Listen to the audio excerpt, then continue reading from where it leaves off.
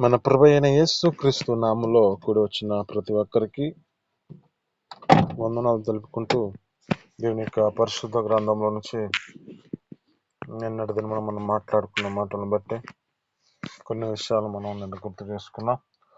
రెండు మాటలు మనం గుర్తు చేసుకున్నాం. కలిగిన దర్శనాన్ని ఏమాత్రం తక్కువ చేయకూడదు అని, అలాగే ద్వేషించిన దేశంతోనే మన జీవితాల్లో వారితో ప్రేమతో సాగమంటున్నాడు, ప్రేమతోనే జయించమంటున్నాడు.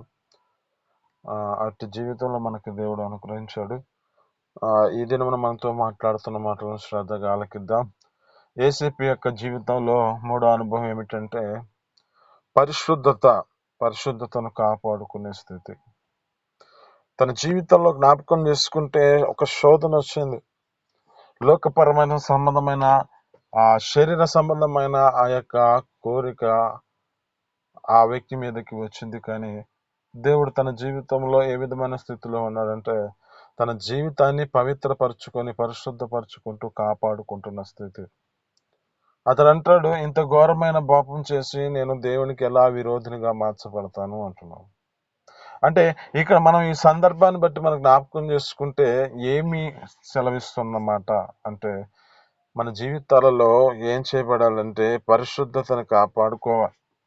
లోకంలో మనుషుల యొక్క జీవితాల్లో లోక సంబంధమైన కోరికలను అవకాశం వస్తూ ఉంటది. కానీ దేవుని చిత్తంలో మన జీవితాలను మనల్ని మనం పరిశుద్ధపరచుకోవాలి. అందుకే అంటాడు, మీ యవనేచ్ఛల నుంచి పారిపోము అంటాడు. ఇక్కడ నాకు ఈ యొక్క మాటకి యొక్క స్థితిని బట్టి గుర్తొచ్చేది ఈ యొక్క యేసేపు గారు గుర్తొస్తూ ఉంటాడు. ఈయన యవనేచ్ఛల నుంచి అంటే అతను చేసిన ఆ యొక్క స్థితిని బట్టి అక్కడ నుంచి పారిపోయిన స్థితే. కానీ తన జీవితంలో ఏం కలిగింది అంటే తన జీవితంలో శరలో వేయబడిన పరిస్థితి వచ్చింది. అక్కడ జ్ఞాపకం చేసుకుంటే అతన్ని ఏవేరైతే వ్యతిరేకమైన పరిస్థితులు అనేకమైన జనం అతనిని ఒక హేళనకరమైన పరిస్థితికి వచ్చినట్లుగా, అంటే ఒక సద్భావం చేత, అంటే ఆ యొక్క జీవితాల్లో జ్ఞాపకం చేసుకుంటే మంచి పేరు లేదు కానీ ఒక చెడ్డ పేరుతో అనేక మంది ఆ యొక్క స్థితిని బట్టి ఇతడు ఎలాంటి వాడా అని చెప్పుకునే స్థితి వచ్చింది. కానీ దేవుడు తన జీవితంలో ఒక పరిశుద్ధతలో నిలబడిన దాన్ని బట్టి తన జీవితంలో ఒక గొప్ప అద్భుతాన్ని చేశాడు. ఆ యొక్క శోధనలో నిలిచిన వాడిగా ఉన్నాడు కనుకే అతని పట్ల ఒక గొప్ప విజయాన్ని అనుగ్రహించాడు. అయితే ఈ మూడో అనుభవంలో మన జీవితాలు ఏం చేయబడాలంటే ఎన్ని పరిస్థితులు ఏ విధమైన స్థితులు వచ్చినా మన జీవితంలో వచ్చే ఈ కోరికలను లోక సంబంధమైన ఆలోచనలను మనం దేవుని సన్నిధిలో పరిశుద్ధతను మనం కాపాడుకునే స్థితిలోనికి రావాలి. ఈ లోకంలో ఉన్న వాటిని మన జీవితాల్లో అంటాడు కదా, అందుకే లోకంలో ఉన్నవన్నీ మనిషి జీవితంలో ఏం చేస్తాయంటే అవి ఒక దినాన గతించిపోతాయి.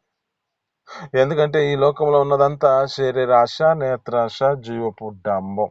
అంటే ఈ శరీరం ఏం చేస్తుందంటే ఆశ తన జీవితంలో కోరికని రేపుతుంది. ఈ నేత్రాశ ఏమి చేస్తుందంటే అది చూసి ఆశించాలనే ఆలోచన చేత నడిపించబడుతున్న పరిస్థితిని తీసుకొస్తుంది. అలాగే జీవపు డంబం ఏమిటంటే నేనే అనేక మందికి గొప్పవాడిగా, నేనే ఒక గొప్పమైన స్థితిలో ఉండాలనే ఆలోచన చేత నడిపించబడుతున్న స్థితిని కలుగజేస్తుంది ఈ యొక్క లోక సంబంధమైన శరీరంలో కోరికను. అది అంటాడు, ఈ లోకమును ప్రేమించొద్దు, ఈ లోకములో అవన్నీ శరీరాశ, నేత్రాశ, జీవపు డంబము అంటున్నాడు. అయితే ఈ లోకమును ప్రేమించే వాడి జీవితంలో తండ్రి ప్రేమ వాడిలో ఉండదంటున్నాడు. అంటే ఇక్కడ జ్ఞాపకం చేసుకుంటే తన యొక్క జీవితంలో పరిశుద్ధమైన జీవితాన్ని నడిపించబడుతున్న వాడు యేసేపు గారు. యేసేపు గారికి తెలుసు తన జీవితంలో ఎలాంటి స్థితిలో నడిపించబడితే నేను నా దేవునికి ఇష్టడుగా మార్చబడతాను, నేను ఎలాంటి స్థితిలో నేను నడిపించబడితే నా జీవితము ఎలాంటి పరిశుద్ధతలో నడిపెడుతుందో ఆ వ్యక్తికి తెలుసు. కనుకనే అతడు తన జీవితంలో ఏం చేశాడంటే ఇంత ఘోరమైన పాపం చేసి నా దేవునికి నేను విరోధిగా మార్చబడతాను అంటున్నాడు. అంటే ఇక్కడ జ్ఞాపకం చేసుకుంటే అక్కడ ఉన్న మాటలు బట్టి, యోహాను సువార్తలు చదువుతున్న మాట, ఆ యొక్క యోహాను పత్రికలు చదువుతున్న మాటలు బట్టి లోకములో ఉన్నది ప్రేమించవద్దు అంటున్నాడు. అంటే ఈ లోకములో ప్రేమించే వాటిలో ఏం చేయబడుతున్నాయి అంటే ఈ లోకములో అంతా ఏ కదా శరీర సంబంధమైన ఆలోచన, నేత్ర సంబంధమైన కోరిక, అది ఈ విధమైన స్థితిలోకి వచ్చి జీవపు డంబం ఇది ఏం చేస్తుందో మనకు కనపడుతుంది. ఆ ఆది కాలంలో కనపడుతున్న స్థితి కనపడుతుంది. ఆదాము గారు, అవ్వగారి యొక్క జీవితాల్లో కూడా చేసిన పరిమాణం అదే కదా. అలాగే దావీదు గారి యొక్క జీవితంలో కూడా చేసిన పొరపాటు అదే కదా. హిజ్కియా గారి యొక్క జీవితంలో కూడా అదే చేసే ఉంటాడు. ఏమని చేశాడు? హృదయ గర్వాన్ని బట్టి అతను ఒక గొప్పవాడిగా తన జీవితంలో తను అనుకుంటున్న స్థితిలో నడిపించబడుతున్న స్థితి.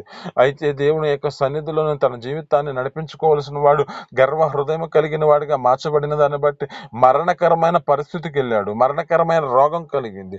ఈ యొక్క దావీదు గారు చేసిన పొరపాటు ఏమిటి? తన జీవితంలో నేత్రం ద్వారా చూడకూడని దృశ్యాన్ని చూసి ఏ పరిస్థితికి వచ్చాడు అంటే, అతని జీవితంలో జ్ఞాపకం చేసుకుంటే తన జీవితంలో చూసిన యొక్క స్థితిని బట్టి నేత్రాశ చేత తన జీవితంలో శరీర సంబంధమైన ఆలోచన చేత తన కోరికల చేత నింపుకోవాలని, అతని జీవితంలో దానిని ఆస్వాదించాలని ఆలోచన చేత నడిపించబడి ఏ పరిస్థితికి వెళ్ళాడు అంటే, తన జీవితంలో పతనానికి కారణమైన పరిస్థితి, తన కుటుంబం వారి సదాకాలం యుద్ధం కలిగే పరిస్థితిని, ఒక శాపగ్రస్తమైన మాటను వినవలసిన పరిస్థితి వచ్చింది.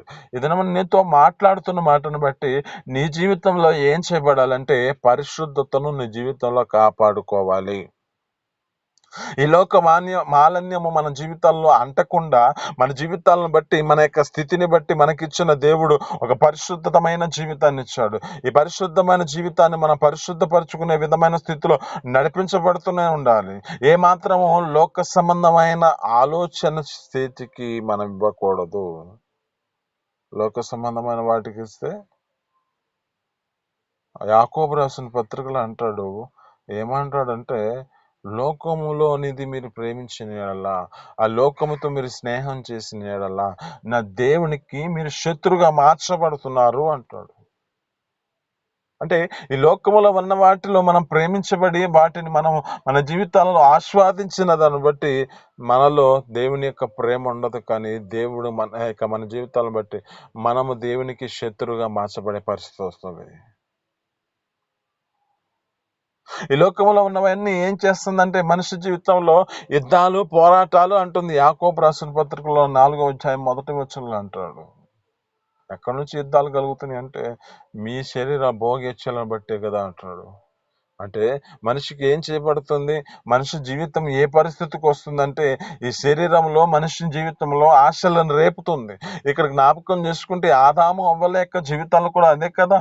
మీ జీవితాలలో మీరు కనులు తెరవబడతాయి, మీ జీవితాలలో దేవతల వలె మార్చబడతారు అని చెబుతున్న పరిస్థితిని బట్టి చూడడానికి అది చూపునకు రమ్యముగా, అందముగా కనపడుతున్న స్థితి.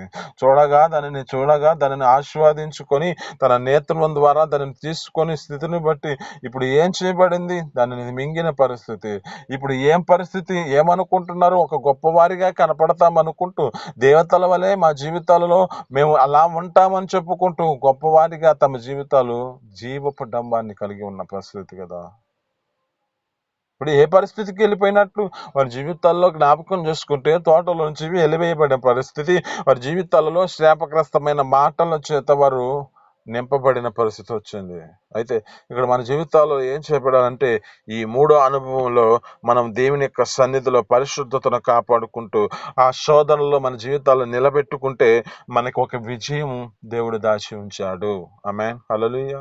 పరిస్థితులను బట్టి మన జీవితాలలో ఏ పరిస్థితికి వస్తుందో, ఏ విధమైన జీవితానికి తీసుకెళ్తుందో, ఇది మనం అన్యాయంగా సంపాదించే సంపాదనే కానీ, అన్యాయంగా లోక సంబంధమైన వాటిలో కోరికల చేత మన జీవితాలు వాటికి మన జీవితాలు లొంగిపోయిన పరిస్థితులే కానీ, ఏ స్థితిలో ఉన్నా వాటిని మన జీవితాల్లో ఏ పరిస్థితికి తీసుకొస్తుందో తెలుసా? నీ జీవితంలో అదో పతాళానికి తీసుకెళ్లే పరిస్థితి, నాశనానికి తీసుకెళ్లే పరిస్థితి. కనుక నీ జీవితంలో నీకు కలిగిన స్థితిని బట్టి నీ పరిశుద్ధతను నువ్వు కాపాడుకోవాలి.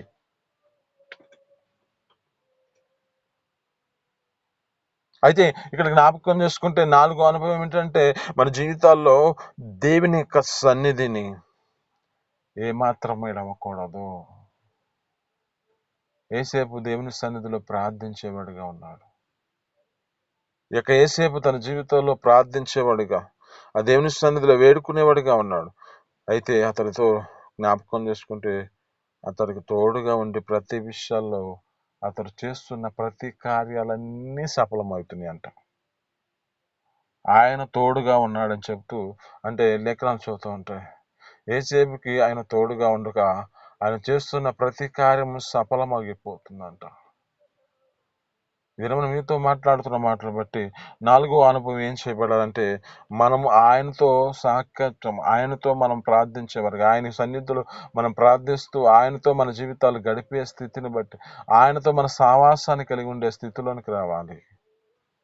ఆమేన్, హల్లెలూయా. అంటే ఇక్కడ 4వ అనుభవం ఏంటంటే, మన జీవితాలలో ఏమాత్రము ఆ దేవుని సన్నిధిలో మన జీవితాలను ప్రార్థించేవారుగా ఉండేవారుగా ఉండాలి, కానీ ఆ ప్రార్థన మరి నిర్లక్ష్యపరుచుకునే విధంగా అయిన స్థితిలోనికి రాకూడదు. ఆ దేవుని సన్నిధిలో ప్రార్థన చేస్తూ మన జీవితాలు ఆయనతో సఖ్యత, ఆయనతో సమాధానకరమైన స్థితిలోనికి వస్తూ ఆయనతో మన సావాసము చేత నింపబడిన వారిగా మార్చబడతాయి అంటాడు. లేఖనాలు చెబుతూ ఉంటాయి. ఆయనతో మనం సహవాసం చేస్తే అంట మనకు సమాధానం కలుగుతుందంట. అలాగే మన జీవితాల్లో నెమ్మది కలుగుతుందంట. అలాగే మన జీవితాల్లో మేలు కలుగుతుంది. అంటే ఇక్కడ ఈ యొక్క వ్యక్తి జీవితంలో దేవుని సన్నిధిలో ప్రార్థించిన ప్రార్థన బట్టి దేవుడు అతనికి తోడుగా ఉండి అతను చేయు ప్రతి కార్యములన్నీ సఫలమగుతున్నాయి అంటున్నాడు. అయితే మన జీవితాల్లో కూడా దేవుని సన్నిధిలో మనం తోడుగా ఆ సన్నిధిలో ప్రార్థించేవారుగా ఆయనతో మన జీవితాలను సావాసంతో నింపబడిన వారుగా ఉంటే మన కార్యములు కూడా దేవుడు ప్రతి విషయాల్లో సఫలం చేయగలిగిన దేవుడు. ఆమేన్, హల్లెలూయా. కనుక మన జీవితాల్లో ఏం చేయబడాలంటే 4వ అనుభవం దేవుని సన్నిధిలో ప్రార్థన చేసేవారుగా, ఆ దేవుని సన్నిధిలో నడిపించబడితేనే నిజమైన విజయం ఉన్నది. ఆ నిజమైన విజయం కావాలంటే ఆ దేవుని సన్నిధిలో మనం ప్రార్థన చేస్తూ ఆ దేవుని సన్నిధిలో సావాసంతో నింపబడిన వారమే ఆ దేవుని ఎదుట మన జీవితాలను అప్పగించుకున్న వారిగా మార్చబడాలి. ఒకటి, దేవుడు మనకిచ్చిన దర్శనాన్ని తక్కువ చేయకూడదు. 2, మనం ద్వేషించబడినా మనం ప్రేమించే వారిగా ఉంటే ప్రేమతోనే మన జీవితాల్లో జయించే విధంగా మార్చబడగలిగిన దేవుడు మనల్ని మారుస్తాడు. అలాగే 3, మన జీవితాల్లో పరిశుద్ధతను కాపాడుకుంటే ఆ శోధనలు నిలిచున్నామంటే దేవుడు ప్రతి జీవితంలో ఆ స్థితిని బట్టి కూడా విజయం అనుగ్రహించగలిగిన దేవుడు. పాపానికి చోటు ఇవ్వకుండా, పాపానికి అవకాశం ఇవ్వకుండా మన పరిశుద్ధతను మనం జీవితాన్ని మనం జాగ్రత్తగా కాపాడుకోవాలి. 4, మన జీవితాలలో దేవుని సన్నిధిలో ప్రార్థించేవారుగా ఉండాలి. దేవుడు తోడుగా ఉండి మన జీవితాల్లో ప్రతి విషయాల్లో అన్ని విషయాలు మనల్ని ఆశీర్వదిస్తాడు. ప్రతి పరిస్థితిలో దేవుడు సన్నిధి మన జీవితాల్లో మనకు తోడుగా ప్రతి విషయంలో మన పట్ల కార్యాలు జరిగించబడుతుంది. మోషే గారు అంటాడు, అయ్యా నీవు రాకుండా నేను వెళ్ళనా అంటాడు. దేవుడు అంటున్నాడు, నా సన్నిధి నీకు తోడుగా వచ్చాను అంటున్నాడు. ఆమేన్, అలాగే అందుకే మన జీవితాల్లో ఏముండాలంటే ఆయన సన్నిధి ఉండాలి. ఆయన సన్నిధిలో మనం ప్రార్థించేవారు ఉండాలి. ఆయన సన్నిధి, ఆయనతో మన జీవితాలు తోడుగా ఉంటే ప్రతి విషయాల్లో మనకు తోడుగా ప్రతి కార్యములు సఫలపరచబడతాయి. కనుక మన జీవితాల్లో అలాంటి కృప మనకు అనుగ్రహించాడుగా, కృప చూపించినట్లుగా మన దేవుని సన్నిధిలో అలాంటి స్థితికి వద్దాం. 5వ అనుభవాన్ని మనం జ్ఞాపకం చేసుకుందాం. 5వ అనుభవం ఏమిటంటే దాని జీవితంలో కష్టంలో కూడా విశ్వాసములో నిలకడగా ఉన్నవాడుగా కనపడుతున్నాడు.